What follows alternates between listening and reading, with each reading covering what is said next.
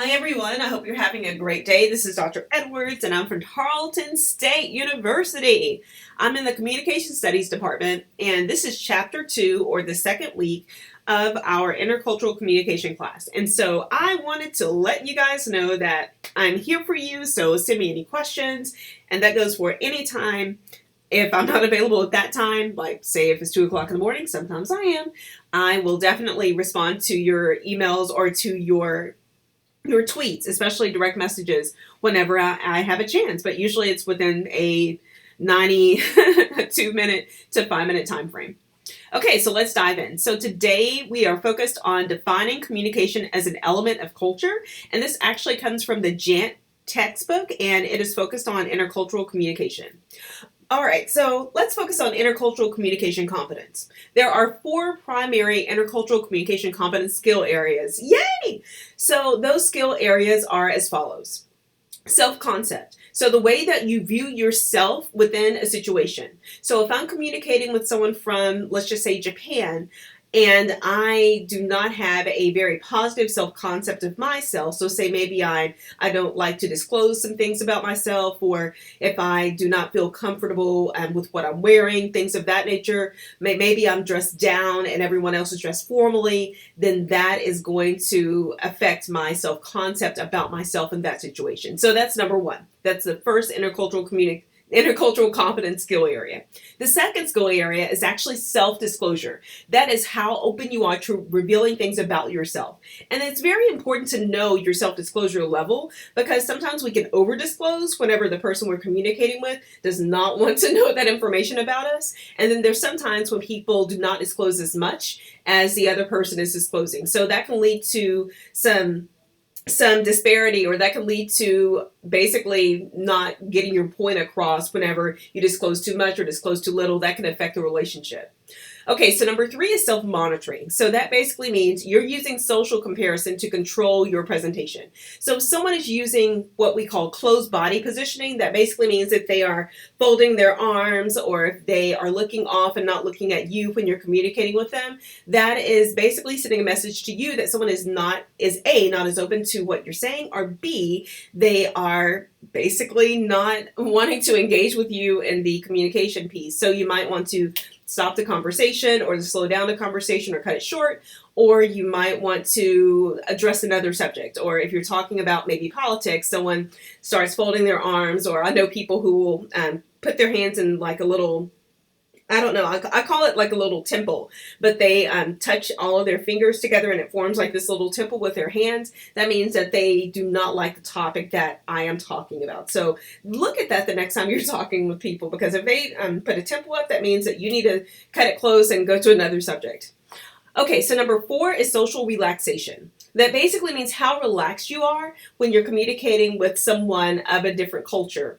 That basically means how do we feel at ease when we're communicating with someone of a different culture. So keep all of those in mind. Okay, so let's go on to communication skills. So communication skills can range from behavioral flexibility, interaction management, and social skills.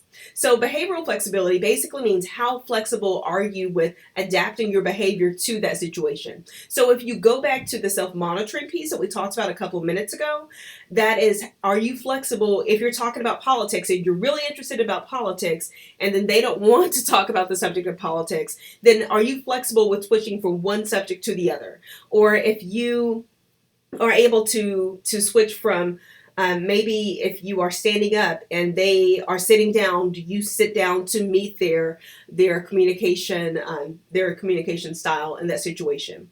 Also, interaction management, or how close are we to the person that we're communicating with?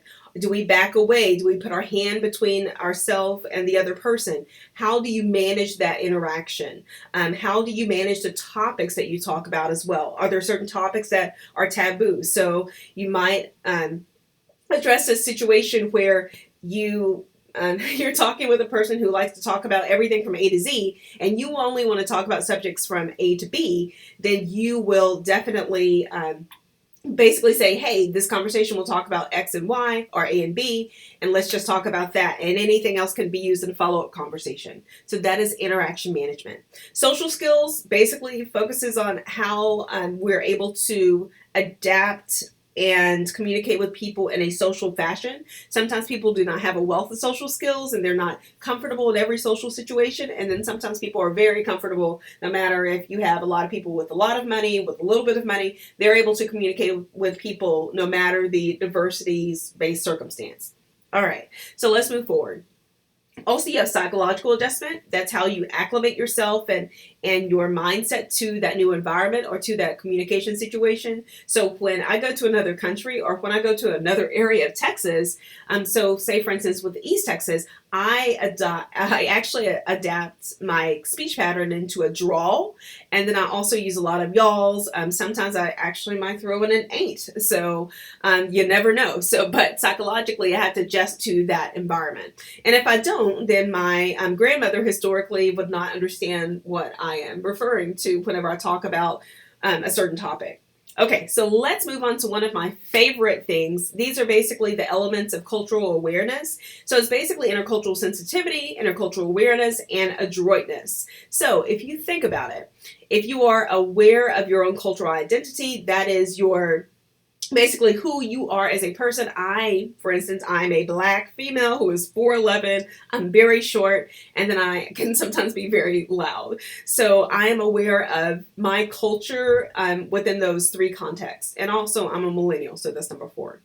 Also, we have intercultural sensitivity. That basically means, do you respect other people who are different from you? So you are aware of your own culture, but are you open to are you sensitive to people who are not like you, and are you able to navigate that? And last but not least, we have intercultural adroitness. That basically means, do you modify your behavior? Do you modify your message to meet the needs of the person that you're speaking to, especially if they are of another culture? And does your message get across effectively? So that is awareness, sensitivity, and adroitness. Okay, let's move on.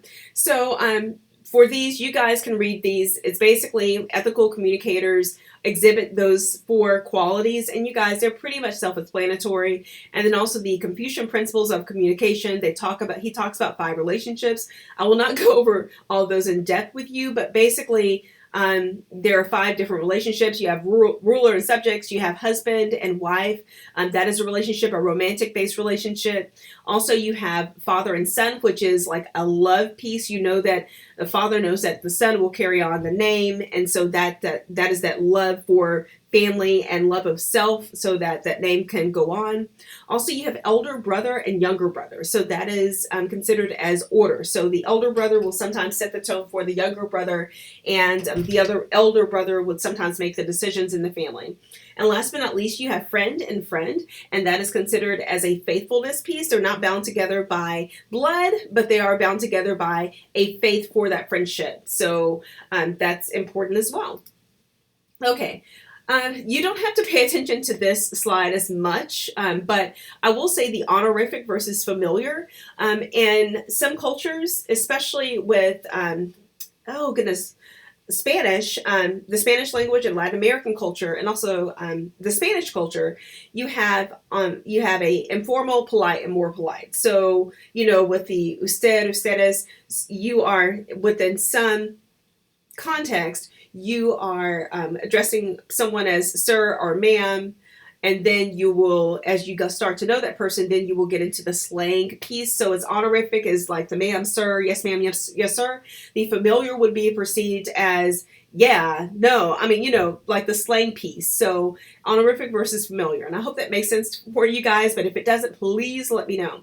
Also, the traditional communication model with the sender, the receiver, the noise, things of that nature. If you do not have that communication model, please let me know. But all of you have been in a fundamentals of speech communication class. So that is basically the sender, receiver, noise, encoding, decoding, the communication model. But that's important in intercultural communication. Okay, so these, the human couriers and intermediaries, sometimes cultures in the U.S. will use a telephone or a cell phone to communicate with people. This is a link to a resource, but basically we have a lot of concern for privacy and autonomy. So if I'm going to get something done, if it's going to be done correctly, I will do it myself. That is what we usually have as a mindset.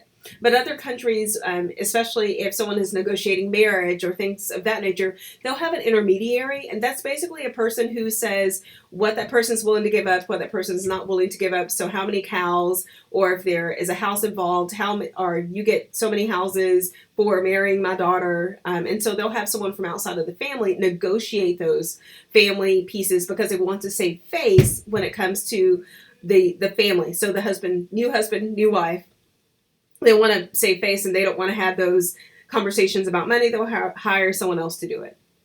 Okay. Also, we have internet. Internet is different per culture. And basically in the U.S., the social networking sites like Facebook, MySpace. Ooh, I just said MySpace. Yes, I did. Facebook, WeChat, things of that nature. They're used for making new friends and they're focused on self-entertainment. But in Korea, they are useful for maintaining those existing relationships and acquiring new information about the people that you already know. So in the US, we're trying to meet new people, and in Korea, they're trying to hone or focus on the relationships that they already have.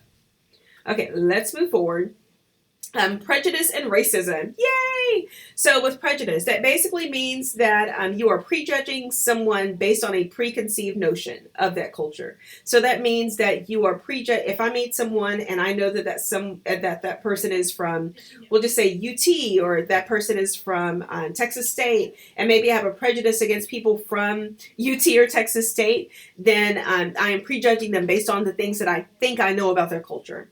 Also with racism, that is judging someone based on their race. So races are color words. So if you think of black, yellow, white, red, those are the historic races. And so you're basically placing people in an inflexible category. So just because of the color of their skin. So racism is based on the color of someone's skin. Prejudice could be based on the prejudging of a culture, or the prejudging of someone who is older, someone who is younger. So that can negatively affect how a listener is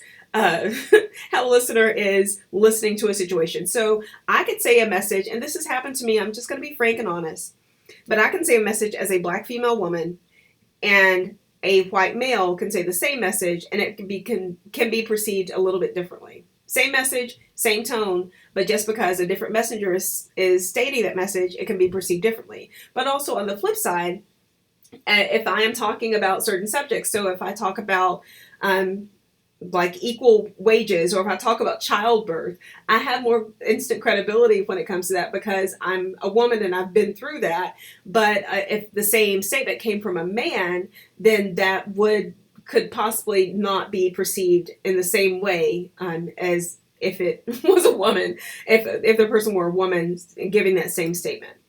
Okay, so let's move on to Western perspectives of communication.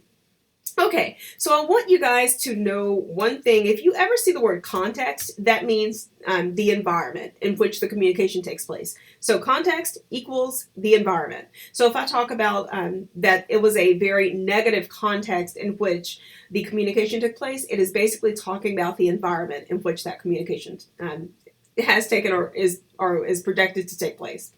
There are 4 communication contexts.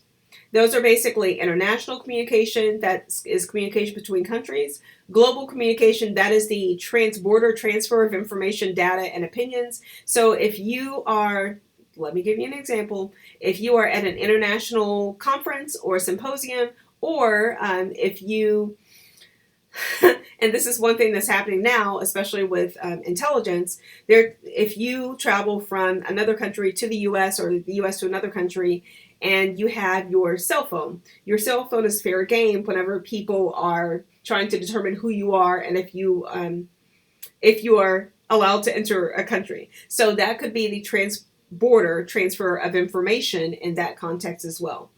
Okay, so cross-cultural communication basically means when and college students in Brazil, Brazilian students commonly speak Portuguese, and then in the U.S. we commonly speak American English. So when we are communicating, say if we have college students in Brazil, college students in the U.S., when they are communicating, they are communicating across cultures. And last but not least, We have intercultural communication, and that is primarily face-to-face interactions among people of diverse cultures. So intercultural communication is all-encompassing, but that basically means when people of culture from culture A and culture B communicate face-to-face, and I would also add an online component as well, because sometimes online interaction is just like face-to-face, then that is fair game as well. Okay, so the fundamental human value is peace. And the study of intercultural communication originated in 1946 with the Foreign Service Act, which is very important. And also, if you're interested in Peace Corps, you should know that JFK, or President Kennedy, created the Peace Corps in early 1960s, which is very important. They do some really cool stuff all across the world. And also, when I get older, I'm going to join, I think it's called Elder Corps, where you get to go to a different country and serve for 6 months, and then you come back to the U.S. It's amazing. But also, there are 4 ethical principles in intercultural interactions. These are self-explanatory. Treat other cultures with the same respect that you would want to receive. It's important. Okay, let's move on. We have the language of ethics of prejudice and racism. Just know about what hate speech is. Know that just overhearing racist comments has been shown to negatively affect people's evaluations of others. So, for instance, if you heard negative communication about a race or a culture when you were growing up, like say if I told my daughter some negative things about another culture and I don't, then she would go to school and she would basically, and if she would encounter someone of that culture, she would think automatically negatively about them because I taught her to prejudge that culture. And she just heard some racist comments. If I did do that, and I don't know, but that can basically influence people's thoughts when interacting with someone of that culture. I hope that makes sense. If it doesn't, let me know. And the language of othering is basically labeling or degrading another culture that is not your own. So it's like the us versus them. And also you can throw in a little sprinkle of ethnocentrism. So thinking that other cultures should act and think the way that we do. Same thing. And let's see. The 3 skill areas in business are listed. The maintenance of self, like reducing your stress when you're communicating with someone of a different culture, the fostering of relationships with the people that are hosting you in another country or in a different state, and then also a correct perception of the host environment, to be aware of your surroundings and to interculturally communicate based on what you know. And last but not least, we have 4 of the 8 approaches to intercultural competence, especially when it comes to the U.S. military: self-awareness, self-respect, which is also self-confidence, interaction, how effectively you communicate, and also to know about avoiding hate speech. Don't use threats, also avoid verbal slurs, things of that nature. And that's it. But I hope you guys are having a good day. I hope this was helpful for some of you, for all of you. And if you have any questions about any of the examples that I gave, please let me know. But other than that, have a great day, and you can reach out to me. I am at DRJT Edwards. All right, bye everyone.